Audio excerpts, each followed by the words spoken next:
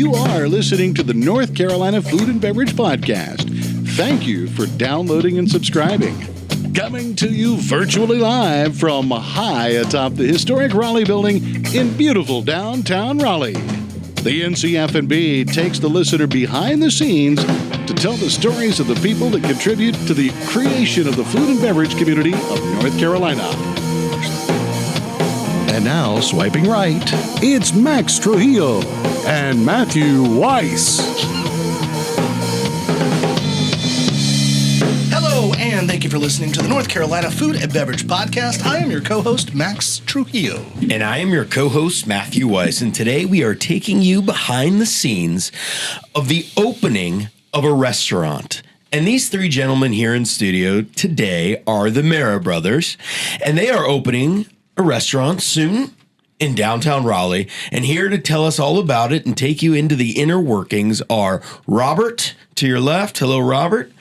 Ed in the middle, and Fernando on the right. Welcome, gentlemen. Thank you for having us. Oh, Thank you for being here. yeah. Excited. Well, thank you for being in the studio. We've Eduardo. We've been acquainted in the past with your long career in the food and beverage industry, and we can get into we'll get into it a little bit. But you spent some time with our friends over at Botanist and Barrel for a good while. Yep. And but all the while, these two guys to the left or right of you, your brothers, have helped create your oyster company that you've been running. Yeah. So maybe let's start in the water. Let's get out there. Cool, let's man. talk about where these oysters come from and how this business came to be. Yeah. So originally it was just an idea, a search on Google, and ended up at a conference in New Bern. Met our mentor, Chris Mateo, shout out, who owns Chadwick Creek Oysters, and he's got a couple other leases out in North Carolina. He is the president of the Shellfish Growers Association in North Carolina and VP for the East Coast. So kind of just started to learn how to be an oyster farmer from his farm, and then got my brothers to invest with me, and then we've been doing it for 7 years now. Restaurants, pop-ups, wholesaling. We're at Whole Foods, and just trying to continue to grow. What do you mean a Google search? Like you were Google searching how to be an oyster farmer, or you were Google searching what should I do? So I was working actually down the street at the courthouse for a nonprofit, and that was just kind of wearing down. Your resume is like a world tour of different jobs. And It's called ADD or something like that. But I wanted to do something different, and I went off an offshoot for our family history. So our grandfather, who was a physician, he invested and bought shrimp farms in Ecuador like back in the day, like early 70s. And they're 3 generations in. Our cousins still run it in Ecuador. Oh, cool. To this day. And I just kind of looked, what could be something in that realm, and found it, and, started to do my research and went in person and just made it happen. Where is the farm itself, the oyster farm? We are in Oyster Creek, Davis, North Carolina, which is down east. So basically Beaufort, 20 minutes north of Beaufort. Core Sound, like Southern Outer Banks area. Oh, okay. Yeah. Yep. Yeah. We were just in Beaufort not that long ago, and we became friendly with Mason. Mason Allen, Changing Tide Oyster Company. Yeah. Good dude. Cool. Yeah, really good dude. Keep hearing his name back and forth, so I'm excited to see what he's going to do. Yeah, I was impressed because he was doing all this.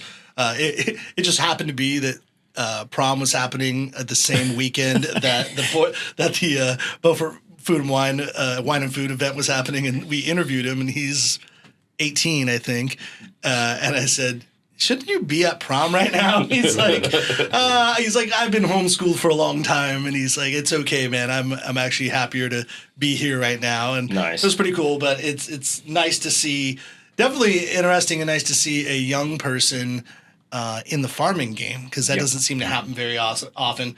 But let's because I know, I mean, we're recording right now in August, which for the very generic public, they're like, oh, oysters shouldn't be consumed in any month that's not ending in R.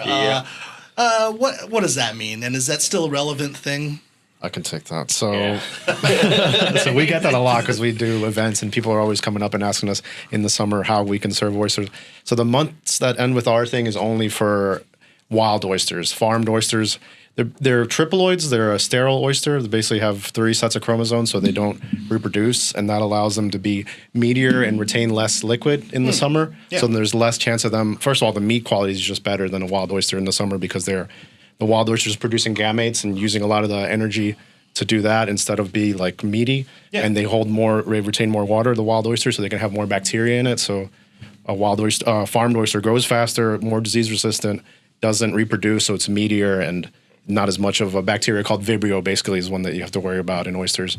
There's very little of it in the summer, so it's fine to eat year Nice. round. Yeah. So I'm guessing out of the 3 of you, you were the one that studied the science. Yes, I did some aquaculture classes, and I'm the main farm guy, I guess. Operations manager, but farm guy's fine. Oh, cool. Logistics, farm. Yeah. You're the one with the nets in the ground. Yes. Yeah. I'm the one that's out there every day, pretty much. So. Do you get wild oysters and then propagate those, or how does it begin? So we buy oyster seed or spat from a hatchery, and we get them around half an inch, and we have a long line system like anchors, these long lines anchored down, and we have floating mesh bags attached to the line, and we just put the oysters in there and let them grow, sort them. Yep. Take care as of soon them, as baby they're, them. we can get a farmed oyster can grow in like a year. That's the advantage of a farm oyster versus a wild oyster. A wild oyster can take like 2 years. A farm oyster like half the time. And then if we buy it like half an inch, we can have a market size in 6 months. So Oh, wow. yeah, 6 That's months, been the 8, 9 fastest. months. Yeah. North Carolina's been growing wildfire. It's the industry, just because we have perfect conditions for it. We've got great salinity. We've got warm temperatures year round. We've got, a lot of estuary, so it's basically like the Napa Valley of oysters. That's the key words. How's the competition, though?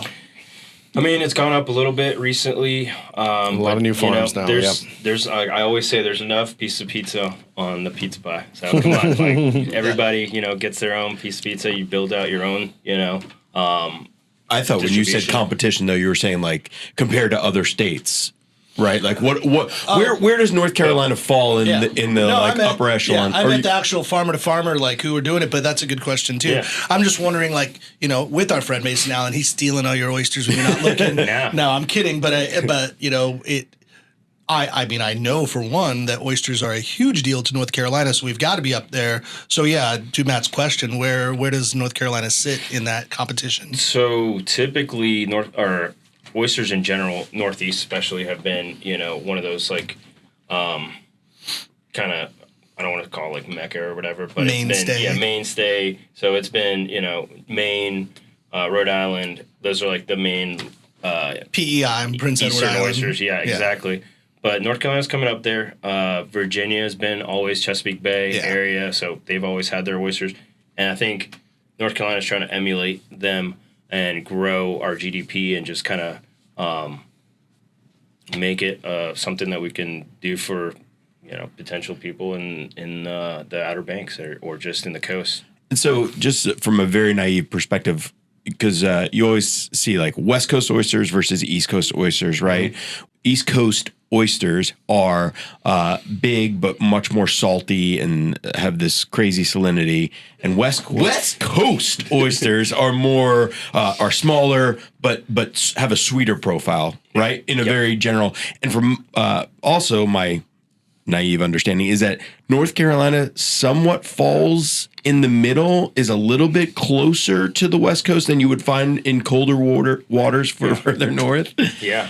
Easy for you to say. Yeah, easy for me to say. So I think, every single location has its own thing. So with wine, like we were talking about earlier, it has terroir. Yeah. So with oysters, it's terroir. And Mera, Oh. so terroir. So every single Built location for has this. Yeah. It's the body of water, like the Yeah. salinity. Like we have the ocean is 35 parts per thousand salinity. We like for an oyster, perfect is somewhere between like 20 and 30. You want to be pretty salty, but not too much. And then depending on the body of water, you have more salt. We're pretty close to an inlet, so we get a good amount of water exchange from the tide. So good salinity. Hey, we can all agree though, Gulf oysters are trash, right? Oh man, we used to live in Louisiana, and we know some farmers down there, so I don't want to. We know a farm in Grand Isle. Shrimp down there. We're not going to talk smack. Are they good as SC? I can't say that. What are those big old PB&Js? What are they called? Am I right when I say PBJ? They're like PBJs, or Man. they're like. I mean, if you're looking on Big our camera, fat oysters. they're fucking huge, and like they're big and flat. And You mean like cow tongues? Yeah, They unfortunately, look we have like that a reputation cow here tongue. too of in the coast that everyone wants big oysters, but we can sell them at 2 inches. So Yeah, 2.5. And Yeah. in your farm, do you have different species within your farm, or is it all? they're all just triploid Eastern Atlantic oysters. We do have wild oysters there too. That grow, Yeah, you know, we don't grow them, but we naturally. do have Yeah. wild And are oyster you allowed- reefs. We can, we can. Yeah, if you we can want to harvest grab them. Never yeah. done it. What's the main predator that you guys have for oysters? Like, are you having other? Mason Allen. Mason. We get a Big lot of shark. like a blue crab gets into like a cage with a cage with baby oysters. They can really eat them up. We get a type Decimate of them. worm that gets into there, and we get boring Boring sponge sponge. is a problem. Otters. Yeah. It just kind of kills the Otters. shell slowly. Otters. Yeah, we can- have Otters, river man, otters, yeah. so they can't get into I didn't the know there bags, were but- otters on our have river coast. otters. Yeah, we have Yeah, river man, otters. yeah. I've seen them on the farm. I've seen all kinds of stuff. We've seen everything. We've Yeah. seen porpoises. Yeah, sharks, Bald eagles. Sharks bump us Nice in the bull water. shark. Yeah. What? It's always fun. Hey, well, so okay, I was kind of getting there because I was at a family vacation in Topsail a couple weeks ago, and there's more and more shark sightings. Yep. Yeah. Cannot speak today. There was a shark sighting that was like, maybe 25 yards off the shoreline. Yeah, you and I were there were at the there, same time, yeah. yeah. And the week before, a kid had gotten Pulled out. bitten Got by a bit, shark. yeah. Because you're in aquaculture. What is the deal with that? Is So it with more shark sightings? with the warming temperatures, the Pamlico and Corsound are now considered a nursery for bull sharks. So we have more of them. They come earlier in the year and leave later. So and they're nasty. They're super. They're like the most aggressive animal Yeah, that's right. known to man. Right? Yeah, Like and their there's parts been per studies done on testosterone. the numbers. Like they're counting how many sharks they were catching in the nets. They did it like 10 years ago, and then they waited 10 years and did it again, and it's just exploded the amount of, especially bull sharks. So, but I mean, I've seen one big one. I'm in the water all the time, honestly. Don't really worry about it, but You're not worried about it? like if it's high tide and I'm in there for a long time, I'll kind of put a bunch of bags around me just in case. But And you're not carrying any sort of weapon or no, in I case? used to carry a knife, but I've dropped so many that I'll have a knife on the boat. But I'll buy these expensive, knives that don't Nitrogen rust, blades. and I freaking lose them. So yeah, Good job, I don't Matt.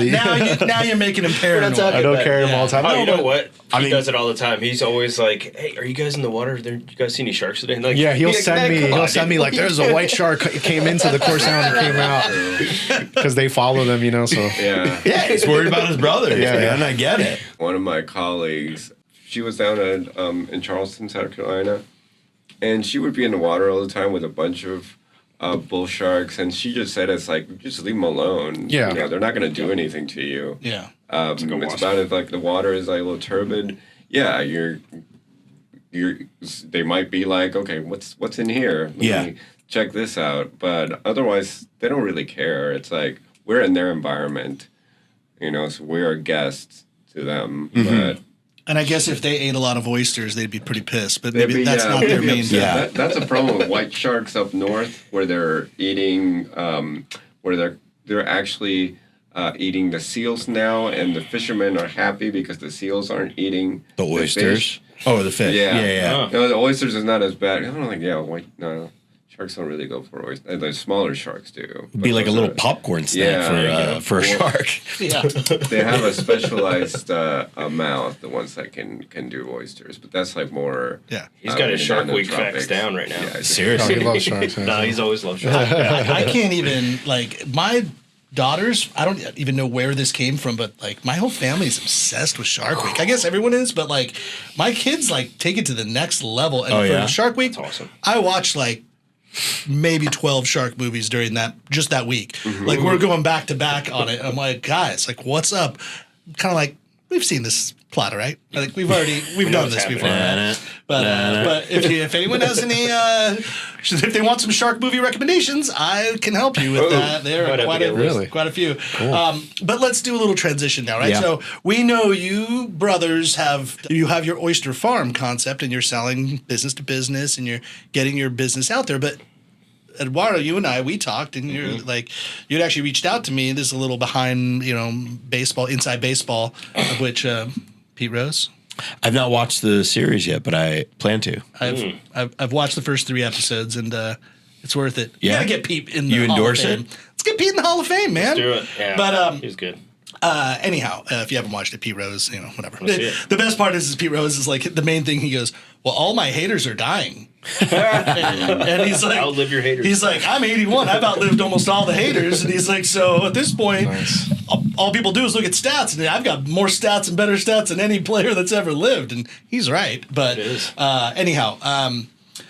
We were talking about, you'd sent me an email. People know that in the industry, I've been in this business for a long time, and I've helped create businesses and work on businesses. And somebody just kind of floated my email to you and was like, "Hey, you should talk to Max. Maybe he'd have an idea or two, or some connections to make about this." And so we started talking because you guys have come up with an idea, and that's the thing Matt led to in the beginning at the intro is the opportunity to create an oyster cevicheria. Cevicheria. Am I saying that right? Yeah. And possibly to do that here in downtown. And so as we were talking, and for the listeners, why they hopefully are entertained or enthused about this episode is to not just talk about how cool the oysters are or what a cevicheria is or how to pronounce it, but how to actually build a business and how to open one, especially in these trying times and in downtown Raleigh, which is even more trying and all that. So maybe we kind of kick it off right there. And Ed, if you want to just kind of tell us high level idea of what you're thinking about doing with this potential brick and mortar. Yeah. So I'm just trying to vertically integrate the farm that we've already been doing for 7 years, tried and tested, and just make it into a very approachable but just fine dining spot.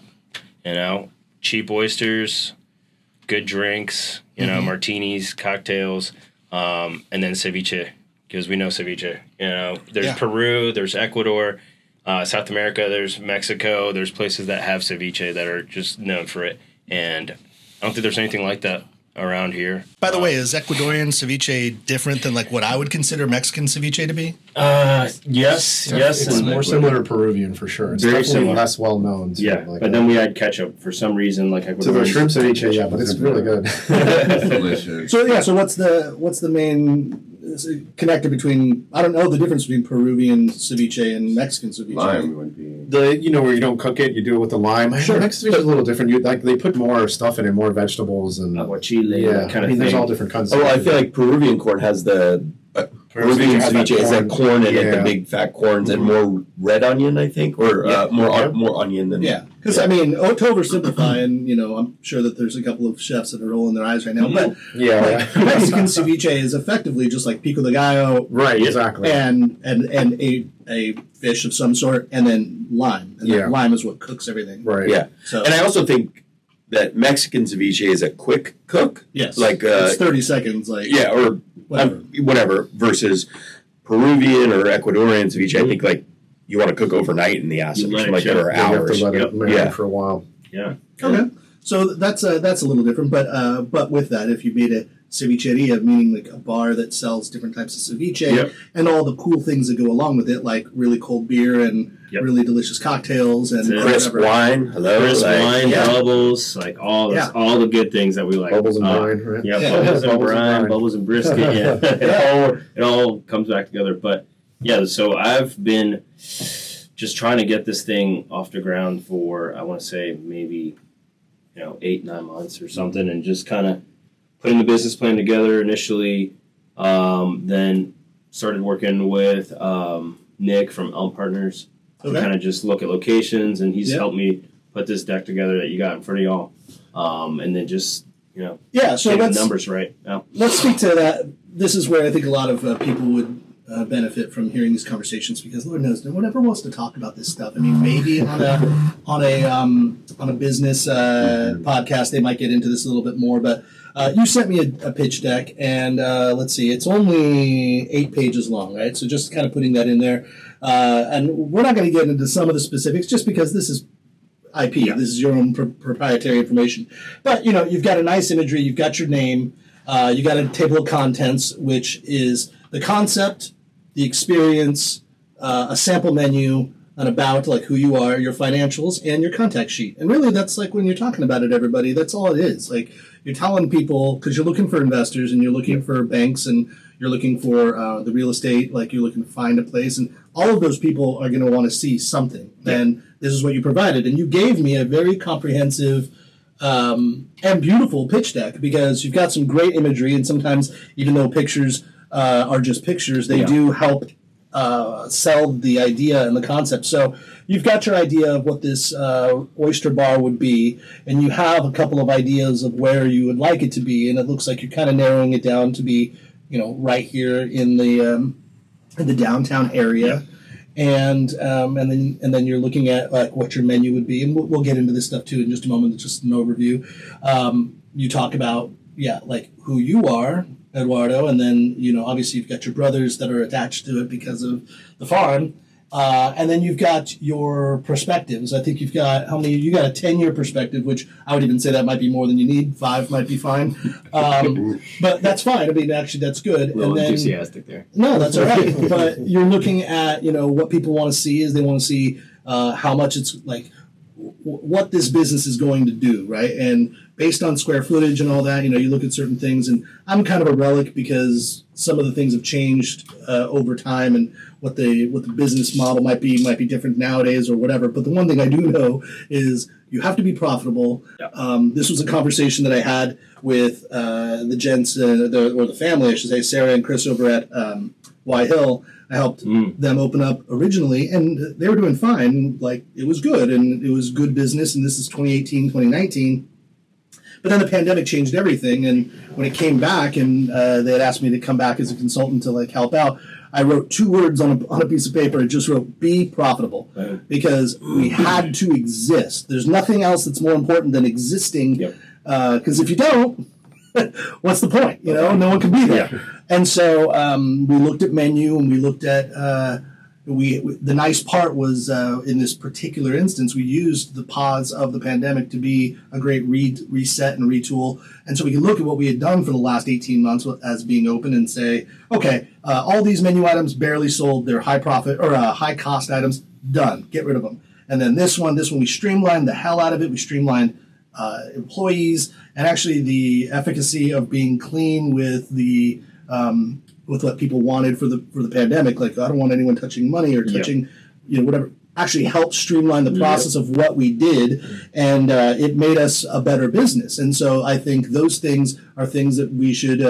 be conscious of in today's society, because now it's not even so much about getting people to come out during post-pandemic. It's about there are few people that come out the way than what it used to be. So with those few people that you get, you really got to maximize it, in a great way. For one, you said downtown. Downtown has been a very challenging place, to say the least, to open a business. And I would say from just licking my finger and putting out the wind, more businesses have closed than opened in downtown. I don't know, Matt, would you agree? I mean, would you think? I don't see as many things opening right now as they are just have been shuttered. I see very little opening in downtown. But seemingly the places that have made it through the pandemic are now on the other side are stable at best, I would say. Yeah, and I mean, and we'll get into it too, but like someone that would probably be in your competitive set, St. Rock, who is an oyster restaurant, Louisiana-based, with Sonny Gerhardt, who is doing great, has gotten to that point where now he's like, I don't want to speak for him. Just from what I'm assuming and what it looks like from the outside, they look like they're doing better than they've ever done. Yeah, and sure, the James Beard nod didn't hurt and all, and but rightfully so, because he's a badass and he's doing a great job. So why Raleigh? Why downtown? I mean, we've been in Raleigh 20 years at least now. Family here, business here. It's just. I like it. I used to work in this building, like I mentioned before. Yeah. I used to work at the courthouse. I like downtown. I mean, just walking down the street today, I was like, holy shoot, or whatever. Is that? You can whatever. Holy shit. Like, that's closed. Like Kimbrell's, the furniture place. Just like things are closing, but at the same time, it's like a reset. Like you said, with Y Hill, it could just be the right time. Mm-hmm. I know that there's a lot of outside money and restaurants being open, in Raleigh. So it's, I've seen it's going to continue to grow. And I think we are able to withstand some of the, the hardships that are happening elsewhere around the United States. Well, I think where you're getting at with that, Max, and I'm sure you've considered this, Ed, is like to pull out and see the macro Right. of the first thing that you're using to calculate your numbers is your price per square footage of rent, right? Like you have to look at that number first and how I fill up that seat or how I make money per every square foot, because that's your biggest cost is rent up front. And I would think that downtown Raleigh is still probably compared to North Hill. Well, I don't know about North Hills, but maybe the area. Yeah, because I've looked at places all over the place, and North Hills. So speaking on particular numbers, and we're talking square footage, for those that understand this, they'll get it. If you don't, look it up. But North Hills, they're going to be like in the 30s per square footage, and it's going to range between like 31 and 38.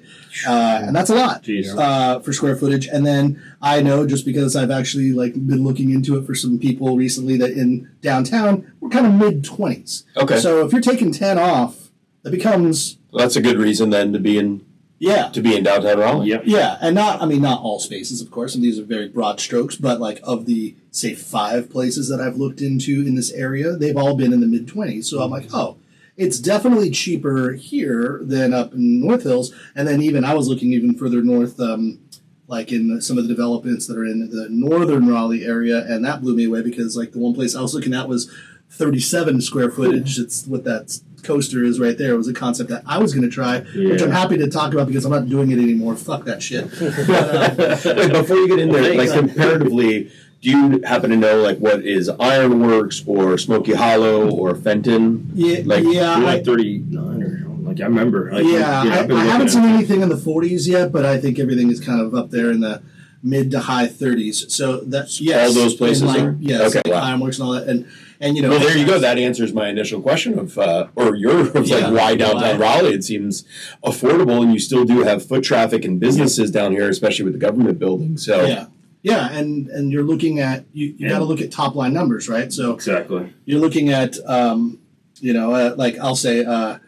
I'll probably use my old restaurant because it's defunct now, right? Midtown Grill. I ran that for 3 years. When I got there, they were doing like 1.4 to 1.6 million a year on a 4,500 square foot restaurant. That's not good. That's not like what you want. And I'd say by the time I left, we were close. Like we hit 2 million once, but we like kind of were more about that like 1.8 to 1.9. So I did improve it a little bit for everybody. No big deal. Brush your shoulders off. But that still only kept us barely in the black, And I would say with that, there were many months we were in the red, but then we would save our ass like in February for Valentine's, May for graduation and Mother's Day, and then Christmas time. We would save our ass on those 3 months where we would over-index a lot on those particular months, and then in the summer we would just die. Like there was nothing. You would die. And this is what I would advise to you is in the summer in downtown Raleigh, everyone is gone. So either you change your business for those times and say we got to be lean. Or just be aware of it. Like we did back in the day, I hate even saying this out loud, we did Groupon, and it was like a means to an end. And even the owner would say, we're not doing Groupon to keep the lights on. We're doing Groupon to keep our staff because we're not going to make any money. But if we don't do it, we're going to have to let go half of the team. And it was hard for me to understand at first because I realized, man, Groupon's taking all of our revenue. But I realized that they're taking any potential profit, but what they are doing is leaving some gratuity, and like we're able to like staff it, and our staff gets the tips off of it, which then creates some sort of revenue and actually really helped them. So our staff loved the summer and loved the Groupon, even though it was chaotic. In the end, they loved it. They made money. Interesting. But that was not good for, say, the business. It was good to just keep it afloat. Yeah. So, anyway, you're not to scare me or anything. we don't get deep into this stuff. I kind of like getting in the weeds on these things, but it's like you look at it, and one thing I did advise you was when I looked at your top line number, you weren't too far off from some of those numbers, and I said, I know it's going to sound harsh, but could you take $700K off the top and run this business without? And that's a huge thing to ask someone. And I'm basically saying, like, could you do this for around $1 million revenue a year? And if that's possible. Now, if you get a small square footage of a place, then that potentially can help, you know? And then when you're looking at investors, and I'm looking at you, the camera, because anybody, like, I know these guys are looking, and this isn't a commercial, but this is not a commercial. It's like, hey, these guys are smart, they know what they're doing, they know their business, but everyone needs a little help, whether it's a bank or some independent, investors or so. So, like, they want to know that their risk is not as intense. It's mitigated by smaller, more approachable numbers. Yeah. So I don't know. Since we've last spoke, have you had any thoughts about making those adjustments or changes? So yes, like as you know, I had a baby last week. So That's right. Congratulations! Thank you. Yeah. But so that's been a little bit of a barrier. But yeah, the numbers on that sheet are, I would say, a little bit more than what I've always put around, which is that 1.5 kind of thing. Yeah. And I think the one makes sense, but having the larger margins with no middleman providing distribution, I think is going to bump us up. And then just having help from, mentors along the way that are already in the industry, I think it's also going to help me to kind of slim up everything and just kind of streamline everything. So I want to do a lot of prepping, a lot of prep work, and kind of just have pre-made stuff. That's what ceviche is. Basically, we were talking about. Yeah. You let it chill overnight, and then go. Right? The oysters, they're going to crack right on the bar. Have the drinks are just going to be there all the time, so it's going to be kind of streamlined. That's my answer to making sure it's a slim budget. Yeah, you have to have an edge. You have to have a profitable edge. And to speak about like the breweries, right? Like if you work at a brewery, when you make your own beer and you sell your own beer, you realize that like the cost of like what it costs to make a pint of beer, let's say. Mm-hmm. And not everyone, it's not this way, but like it's so low that it's almost like you're giving it away, but you're not giving it away. You're selling it for $6-7 a pint, but you're making it for pennies on those dollars. And so you can look at it like, man, these guys are really raking it in. It's like, yes, but the burger is a 44% cost item. Those are covering costs for other things. Yeah, and there's a lot of things that just maintaining, because if you do have a brewery, you're going to have the square footage of the actual brewery, so you have more space than if you didn't have a brewery, let's say. But the thing that you guys have, which is not a brewery, you have a farm, and you farm your own product, and so you're able to sell that. So that is an edge, which is good, and that's where you need to find an edge in the business, and you've located that. So maybe speak to that as well as like how that efficiency would work and how that's going to help your business in a way, like working together with your brothers. Yeah, well, we've been actually able to grow this past year as well in the sense of just brokering and distributing other farms as well. So we're bringing that to the table. We're going to do that with sourced other seafood that we're going to get, shrimp, anything. I don't want to go full bubblegum shrimp on everybody, but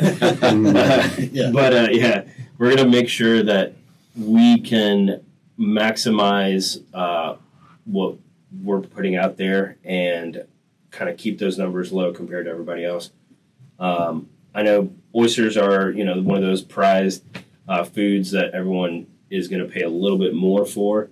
We can make that more approachable, and I think that's going to bump up margins as well. Yeah, the direct line to the farm, from farm to restaurant, I think is a big advantage. Like if we started today, we already have 4 oysters we can offer. Yep. And obviously we farm our own, so that's going to be, you're saying that the rent is a big thing. I imagine for an oyster farm for St. Rock, they probably spend a lot of money on all the oysters they get because they get we have sold to them before. So for us, right off the bat, our oyster, we're not going to be spending that much. We're not buying it. We're selling our own.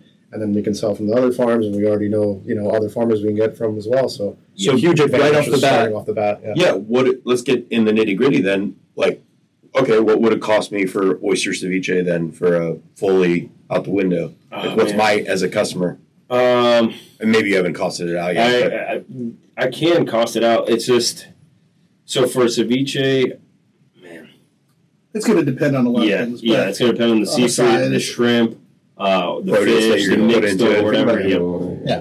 But that's also like, if you go to, I won't say particular brand names, but there are a couple of like lobster places in town. That they're not brothers, but they might be not sisters, but primas.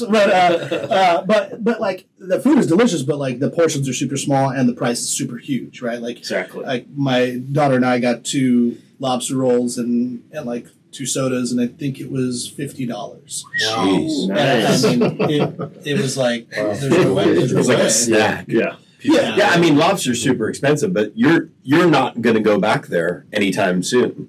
No, unless like the podcast industry really starts popping. I'm like, You're right. You want lobster rolls? You want lobster rolls? Yeah. I got your lobster rolls. So you can definitely. I mean, I'll go out on a limb because I've priced menus my whole life, and like if I'm getting when I worked at Standard Foods, we were doing oysters on the weekends. We did huge oyster roasts, and we were very close friends with. Originally, it was like Locals, and obviously Chef Eric went to actually work for Locals after the time. So great relationship there. So we were getting good pricing. We also worked with some independent oyster farms that were super small at the time, so they were giving us good pricing. I think we even discussed it. But it's like, when someone is buying dollar oysters on a particular day, well, obviously you better be buying those oysters for less than $1 a piece. Exactly. But I think we were getting them for roughly like 50 cents a piece, but it was also because we were buying in a week like 500 oysters, and so it made it make sense for them. The juice had to be worth the squeeze,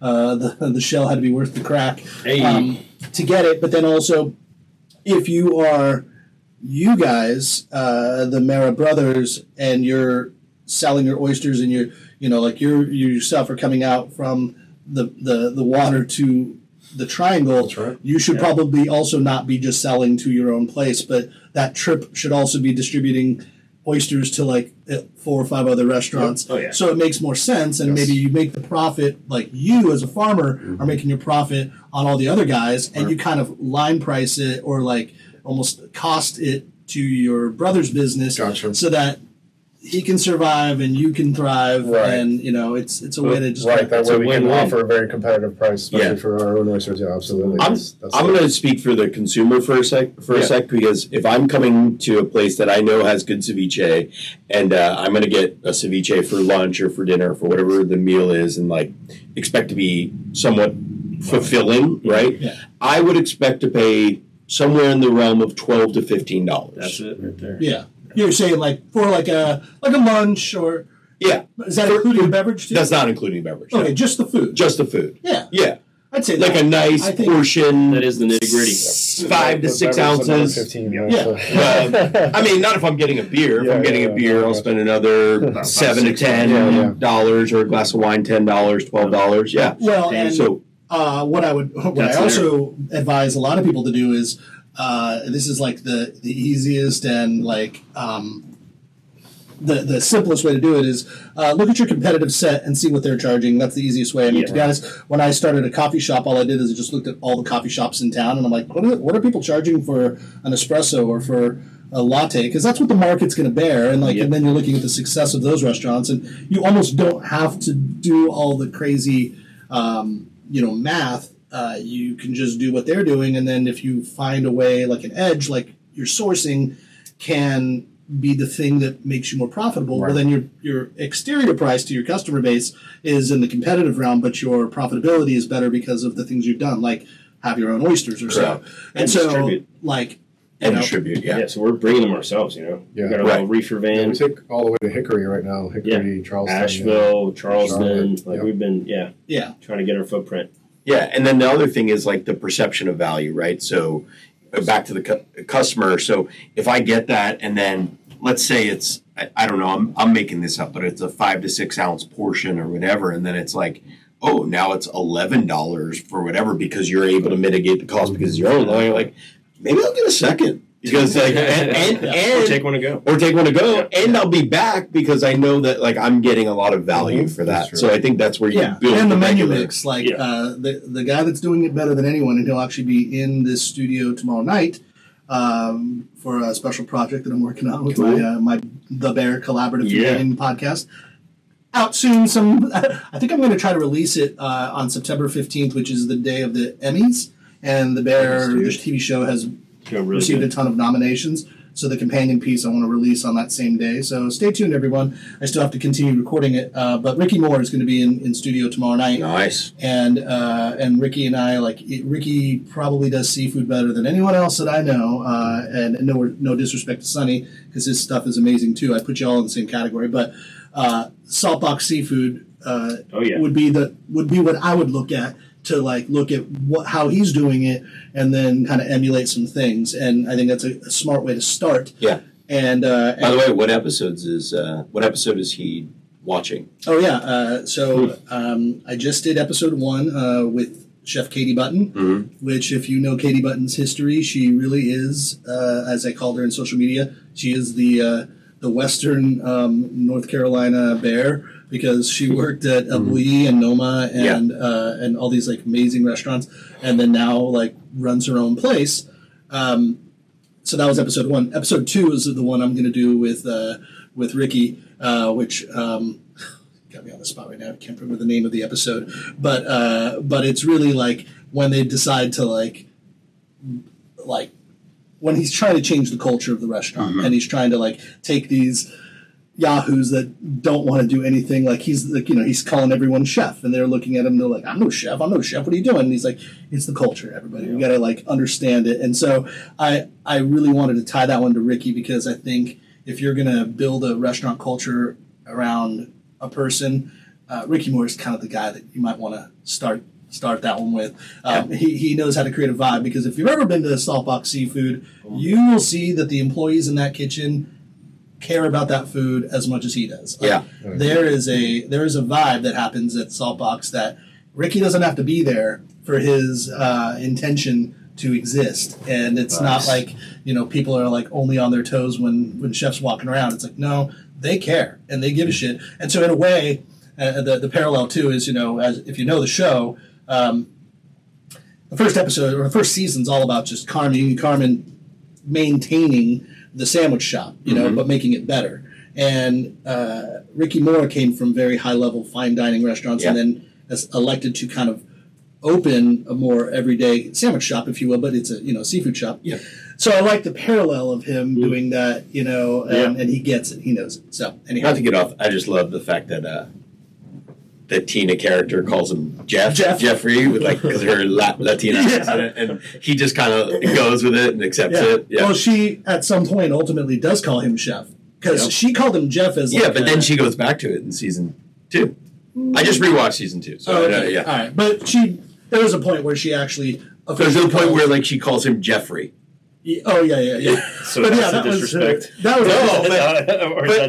was because they had built the relationship and the rapport. He was cool with it. So anyway, not to get off the topic, but what are you looking? What's next right now? What are you trying to do to get to the next step? So just continue to build. We've been streamlining the farm, growing, and right now we just have to just get investors in and get everything going. I mean, I've got, like I said, or like you said, my shit together. So, and I just want to continue to play off that and just build this out, make it a destination, make it a bunch of oysters, either an after party spot or a pregame spot or your happy hour spot. Yeah, come hang out. We've got a lot of friends that are going to support us, and we just want the public to just enjoy oysters in North Carolina, what we have to offer. So, what I will recommend or suggest, and it does work for a lot of people, and maybe we could be a part of it in some way, is you do a proof of concept, and you do a pop-up, and you do something somewhere, or many of them, and you invite the right people. And this is not just for you guys, it's to anybody that's thinking about doing these things, is the best way for an investor to figure it out is to actually taste the food, see the team actually do the work, and then you're like, oh, okay, I get it. They know what they're doing, and A, they know what they're doing. B, it's delicious, So those are really good things to do. So when you're thinking of getting out there, doing versions of it really help. I know we did that with Crafton we did some cocktail parties, and we did maybe 4 little cocktail parties, and I have our bar manager making the drinks. We had our friends, and we had extra people that just like know something about drinks. And I was like, what do you think? Are these good? Do you think people would like them? And let it be known, nothing was wrong with cocktails at Crafton. That was not the problem. But so those types of things would be helpful. So if you ever are thinking of doing some pop-up cevicheria, I'm sure Matt and I would love to not only dine, but maybe even help out, you know? Is there any ceviche that comes that is entitled with a B? Because then we could do our Bubbles and event with you guys. Bubbles and Boricua ceviche? Copyright infringement. We gotta. Well, we do pop-ups. Oh, So we've been doing that's a pop-ups. really good That's actually idea. where we met. Yeah. So we met you at the Botanist and Barrel pop-up like years ago. That's you right. know, and Funk Down on the Farm, right? Funk Down on That's the what it Farm. was. Shout out Amy and Lyndon. Yeah. But yeah, we do pop-ups all the time. We actually have them on the website. We'll be going to New York actually this year. We're going to Billion Oyster Project, which is cleaning up Manhattan, and we'll be representing North Carolina. We do events, all around town. So yeah, y'all come in, pop up, get some ají, get our specialty Ecuadorian Everybody loves sauce that that. makes the ceviche on a shell. Yeah, everybody So wants that. ceviche on a Everyone shell wants is the our recipe. trademark. Yeah. Yeah. And we do, have proof of concept because we've been doing it for years. It's just kind of really jumping in the water now. Yeah. It's just I've had this idea since we started the farm. I've talked about it for years. It's just COVID, hurricanes, all the above, having to kind of make things work, and just now it's the right time. Yeah. It's just the right time. Well, so where can everybody follow you? What's the best way to get in touch? Mera Brothers on Instagram, www.merabrothers.com. MERA. MERA Brothers, MERA yep. Brothers. And just come out and hang out, have some beers. We're at Trophy, we're at, the Manor in Franklinton, pretty much everywhere. We'll be at East Bower, not too long from now. Oh, nice. Cidery. Yeah. Yeah, Cidery. We're just continuing to just get out there and, grow our farm, make this concept a reality, and hopefully we can all share a cocktail. Yeah. And you can buy your oysters at Whole Foods. Whole Foods, yeah. So Yeah, Whole Southeast, Foods, yep. Southeast, and then as we're sitting here, I just got an email that we're going to be going Mid-Atlantic and potentially Northeast. And we're also Oh, yeah, 42nd just right Street. now. Oh, and at 42nd Street You want oysters. to try our oysters? 42nd Street. 42nd Street, Yeah, we got 42nd, Whole Foods and buy that's some herbs. Oh, fantastic. Yeah. Yeah, so We're selling but the sitting right now, I just got this email. I was like, hey, we can go ahead and get that going for the Northeast and the Mid-Atlantic. So I'm sweet. Amazing. funding your cevicheria Well, right actually now. buying diapers Yeah. for your little one. we're doing reusable. Oh, wow. I know. Nice. Hey, That's that's the it. little Hey. little S. Yeah, that is the not my That's how call, we but did it when we were kids. We were. yeah. I think that's what my. Well, Reusable. It'll be better for you, better for your oysters, better for the Okay. earth. Hey, Better for the thank you environment. guys so much for coming. This was awesome. And as an oyster fan myself, I am looking forward to it. As a ceviche fan, very much looking forward to it. So for all of you out there, go check out Mera Brothers and get yourself some oysters. You will eat extremely merrily. Thank you for listening to the North Carolina Food and Beverage Podcast. By rating us online, you're helping others to discover our show. Follow us on all platforms at NCFB Pod.